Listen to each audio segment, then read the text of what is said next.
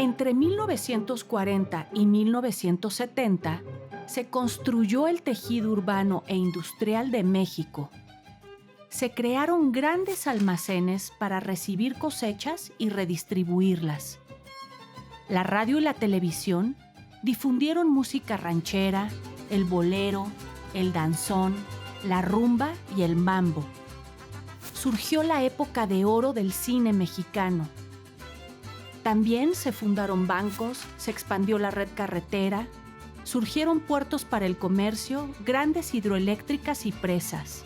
En pocas palabras, comenzó a cambiar la visión del México campesino al urbano moderno, iniciando así la migración de muchos paisanos a los Estados Unidos de Norteamérica.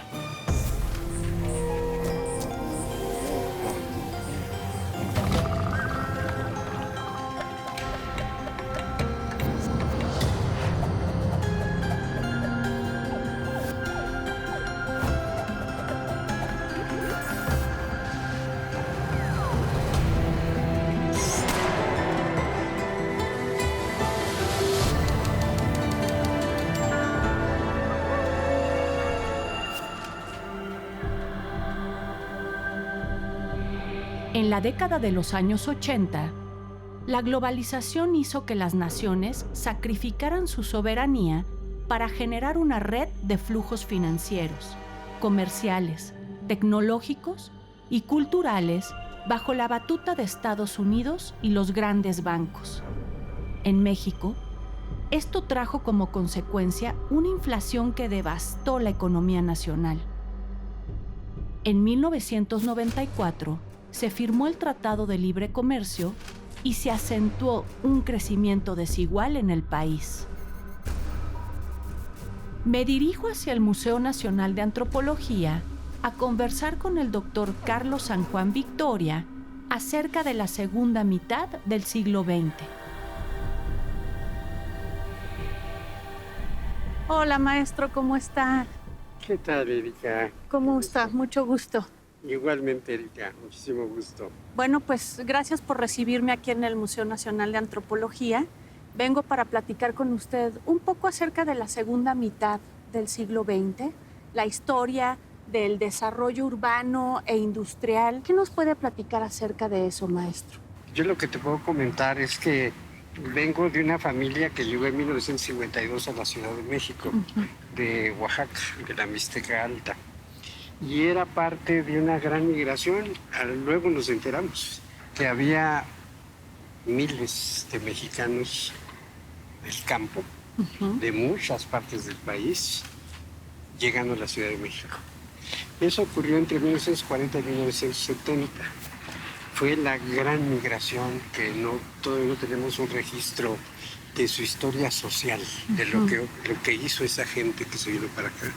Y que fue un verdadero choque cultural, porque tuvieron que aprender en fast track lo que era ser urbanos, pero rapidísimo, porque era a punta del trabajo, de las burlas, de la educación, de la cultura que se iba adquiriendo.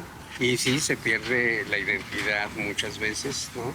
Pero las partes, que te diré, lingüísticas, pero las partes de que vas a la misa, de que estás dispuesto a cooperar, que eres solidario porque te ha tocado la solidaridad, a recibir la solidaridad, pues es parte de tu cultura, muy fuerte. Claro. Y aunque llegas a ciudades cada vez más individualizadas, se monta la individualización con todas estas costumbres y valores. Las ciudades fueron importantes porque se montó las viejas culturas agrarias del país. Estamos hablando de cerca de, que serán pues unos 10,000 años de formación de sociedades agrarias. Sí, claro. Y de sus creencias, costumbres, modos de vivir, de fabricar, de hacer. Todo eso se junta con una capita que viene de la colonia donde nacieron las primeras ciudades del siglo XIX, que son las mismas ciudades, el siglo XX que las empieza a transformar, pero del 40 al 70 las ciudades van a volverse los corazones fuertes del país. Digamos que es la base urbana que conforma actualmente nuestro país. Así es. Maestro, ¿y el neoliberalismo, la globalización que viene posteriormente, cómo es esto un efecto de esta causa de migraciones y de lo que estamos viendo en la conformación urbana e industrial de México? Es un fenómeno que ocurrió entre 1992-93 en adelante, donde una manera de tejerse la vida de la sociedad en México empezó a fracturarse. O sea, se iban los hombres más o menos en edad laboral, pero dejaban la familia, los papás o la esposa, etcétera, y de ahí el origen de las remesas que ahora tenemos y que han sido un gran éxito y un gran apoyo para las familias y para el país. Pero el TLC tuvo, digamos, ese lado muy duro, muy tremendo, y otro lado que creo que hay que reconocer, y es que México entró en una integración que soñaron los liberales del siglo XIX, pero nunca lo hicieron y les ocurrió al revés, porque lo que ocurrió es que Estados Unidos se tragó la mitad del territorio, ¿no? Pero México no se pudo volver una especie de clon de Estados Unidos, y ese progreso siempre fallido lo logra Alemán en 1946-52. Ahí viene la gran colaboración, la primera gran colaboración mexicana-norteamericana, teñida de nacionalismo. Dijeron, no, nosotros somos, como México no hay dos, pero en realidad era Estados Unidos y México asociados. Y tanto de esa fractura como del encuentro de México asociado a Estados Unidos a través del TLC y de la fractura social de las grandes migraciones, de ahí viene lo que hoy conocemos como el neoliberalismo.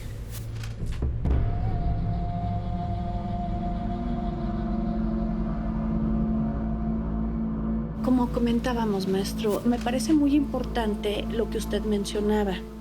Las migraciones internas, las que hubo en esta segunda parte del siglo XX, entre los años 40 y 70, que formaron precisamente esta capa de todo este conocimiento de culturas milenarias que vienen de la agricultura de nuestras comunidades en todo el país y que llegan al desarrollo y al boom industrial de una ciudad, y por lo tanto viene una fractura social. ¿Cómo influye esto en los movimientos sociales que hubo durante esa época?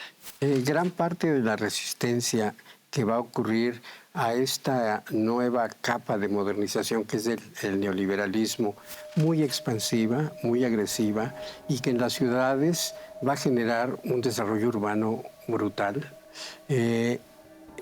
proviene por un lado de todas estas culturas previas desacomodadas, que están siendo sobre todo expulsadas por los desarrollos inmobiliarios y por las grandes corporaciones inmobiliarias, pero además por una demanda cada vez mayor de los recursos básicos para que una ciudad sea sustentable, del agua, del aire y de las tierras. Y el desarrollo tan brutal y salvaje urbano se va sobre esos asuntos. Entonces, ahí tenemos dos fuentes más allá de la resistencia, dos fuentes culturales que están planteando otra cosa. Y una fuente cultural son los pueblos que rodean a las ciudades y que empiezan a decir, espérense tantito. Y es un reclamo de preservación, tanto de su propiedad, pero sobre todo de los recursos naturales, y que le están diciendo a nuestra civilización, acuérdense que nosotros venimos de una larga historia de civilizaciones que se extinguieron. Los mayas, está comprobado, dejaron de ser una gran aglomeración urbana porque rompieron su equilibrio ecológico. Lo que está ocurriendo con nuestras ciudades es que están rompiendo sus equilibrios ecológicos. Y lo que están diciendo las resistencias culturales de los pueblos es, cuidado, señores, es necesario restaurar el equilibrio ecológico. Si no, no hay vida, no hay opción, no hay futuro.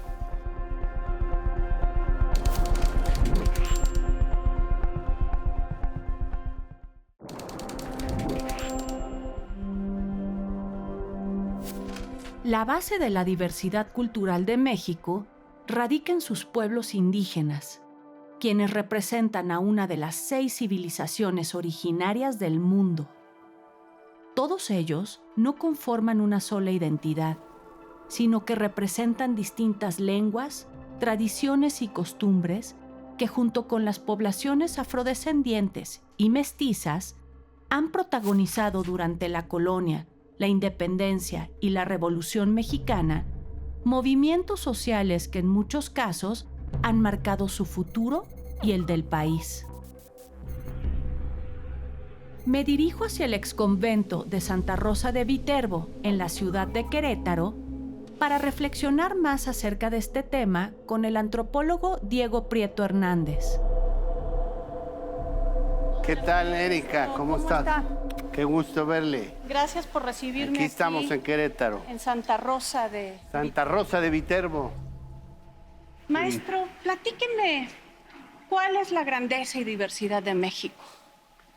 Bueno, pues yo creo que es importante que acreditemos que no solamente hablamos de un país territorialmente extenso, con una población numerosa, con una economía relativamente grande, con inmensos recursos, sino sobre todo de un país que incorpora valores culturales y sociales de enorme importancia, una larga historia que nos remite a las culturas y civilizaciones que florecieron en este territorio, en el que por lo menos encontramos presencias humanas desde hace 14,000 años, donde los grupos humanos se fueron adaptando a las condiciones de las diferentes geografías de nuestros territorios, en donde fueron aprendiendo a domesticar plantas y animales, en donde desarrollaron este portentoso sistema agrícola y alimentario que es la milpa. Las plantas de la milpa mexicana constituyen aproximadamente el 15% de los elementos nutrientes de la humanidad.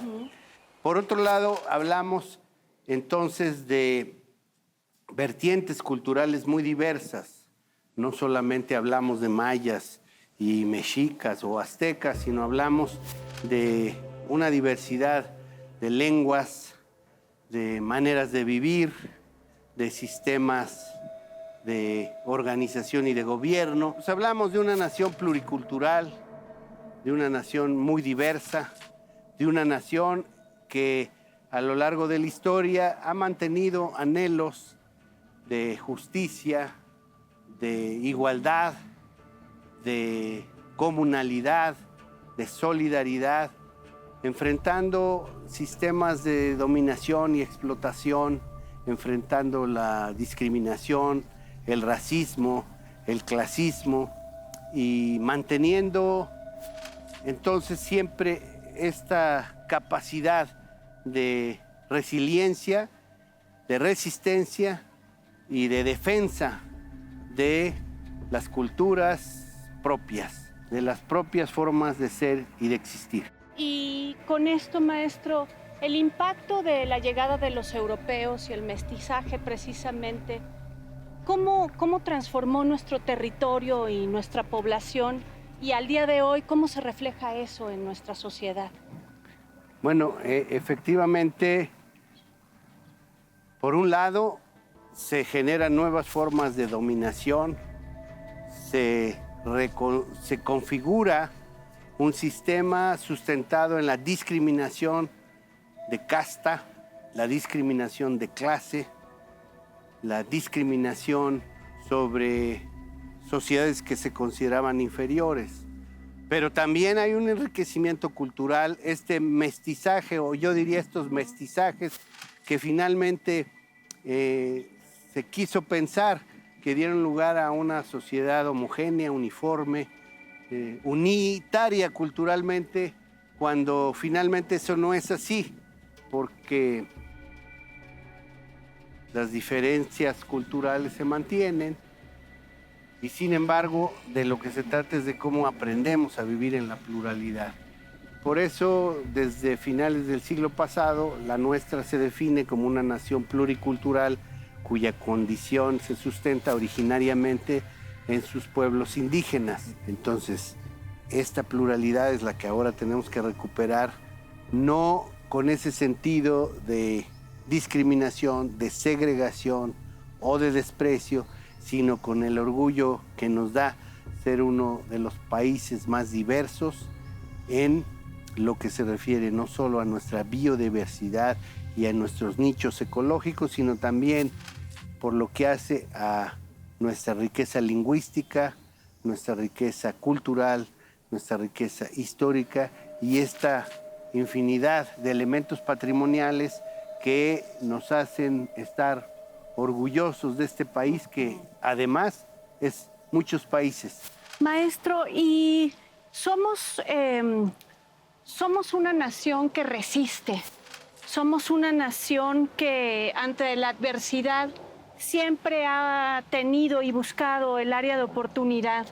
Y ahora que hablaba de todos estos principios que se gestan ahí, ¿qué opina de los movimientos armados, del Ejército Zapatista de Liberación Nacional y todos estos intentos de los pueblos indígenas por resistir y conservar sus usos y costumbres? Pues yo creo que cuando los pueblos no encuentran canales de expresión, cuando no encuentran espacios de participación, pues acuden en ocasiones, y en el caso de México en unas cuantas ocasiones, pero sí de manera muy decidida, a la irrupción violenta. Fue muy violenta la independencia, fue muy violenta la guerra de reforma y la lucha contra la intervención francesa, y por supuesto fue muy violenta la revolución, y yo creo que la revolución nos dejó a los mexicanos en general la expectativa y la determinación de que los cambios deben hacerse por la vía pacífica, a través del diálogo, a través de la ley, a través del entendimiento. Sin embargo, es claro que en el 94 lo que observamos es que si no se abría la sociedad mexicana a la participación de nuestros pueblos indígenas, esto iba a estallar. Fue un alzamiento muy breve que de inmediato dio lugar al diálogo, que generó un gran movimiento de apoyo en donde el reclamo era la paz y que se constituyó entonces en una especie de insurrección pacífica. Paradójicamente, fueron unos cuantos días de enfrentamiento militar y por supuesto la exigencia de la gran mayoría de los mexicanos fue: queremos que las cosas se hagan por la vía pacífica, queremos diálogos, queremos entendimiento. Y por supuesto que el movimiento que da lugar al alzamiento indígena en Chiapas de 1994 de inmediato lo entendió, de manera que se constituyeron en un movimiento formalmente denominado Ejército Zapatista de Liberación Nacional, pero que de inmediato asume la vía del diálogo, de la denuncia social, de la participación a través de las expresiones políticas de diferente índole. Y precisamente ese es el llamado para que buscáramos en el país una vía de transformación que no fuera la del enfrentamiento armado, como se ha demostrado en muchos lugares en donde los enfrentamientos armados a lo que dan lugar es a innecesarios derramamientos de sangre, dan lugar a que incluso muchas veces quienes se han levantado por causas justas, después empiezan a incurrir en circunstancias de corrupción que ellos mismos combatieron.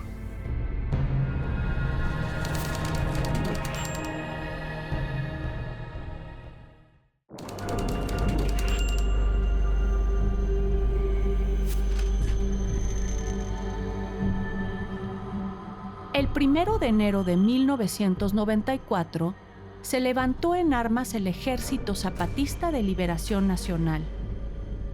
Fue hasta este momento que se puso en primer plano el problema de discriminación y marginación de las comunidades indígenas, no solo en México, sino en toda Latinoamérica. Las constituciones de 1824 y 1857 no habían reconocido la existencia de los pueblos originarios ni sus derechos. Fue hasta la Constitución de 1917 que se reconoció el derecho de estos pueblos a la tierra, pero se ignoraron otros. El 16 de febrero de 1996 se firmaron los Acuerdos de San Andrés sobre derechos y culturas indígenas, y así, la Suprema Corte de Justicia reconoció que también son titulares de derechos los municipios indígenas, y que estos son los que eligen y conforman sus cabildos de acuerdo con sus usos y costumbres. Las culturas fundamentan su legitimidad a partir de su pasado, y su identidad étnica se desarrolla en la comunidad, la territorialidad y la colectividad.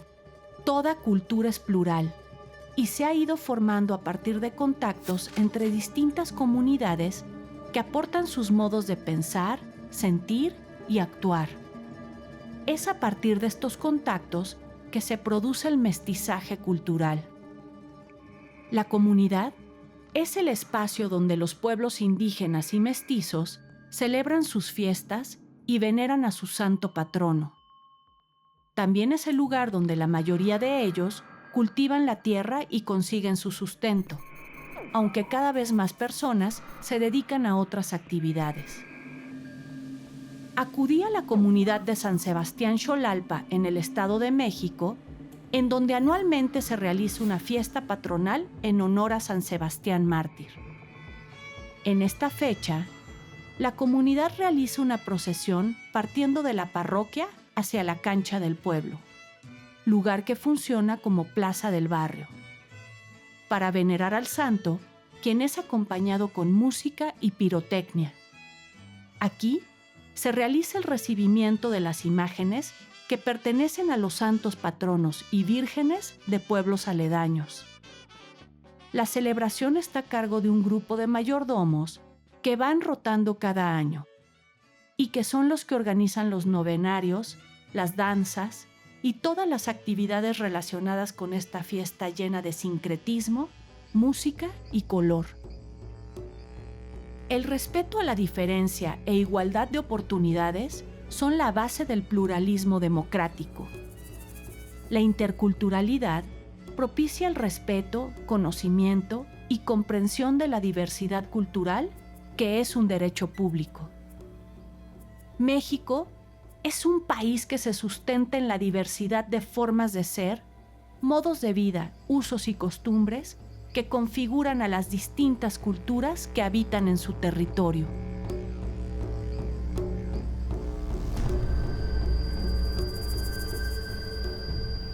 En este siglo XXI, México se descubre moderno y profundo, cosmopolita y amoroso de sus singularidades culturales, resguardadas en los espacios pequeños de casas y pueblos.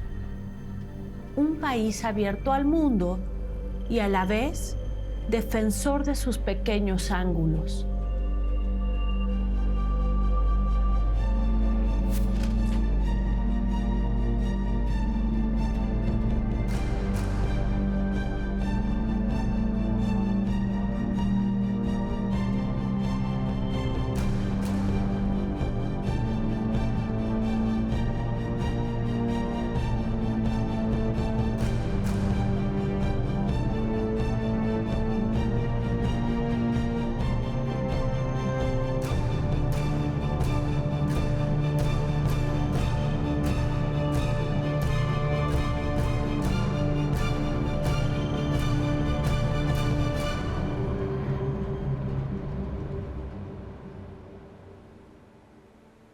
Instituto Nacional de Antropología e Historia. Secretaría de Cultura. Gobierno de México.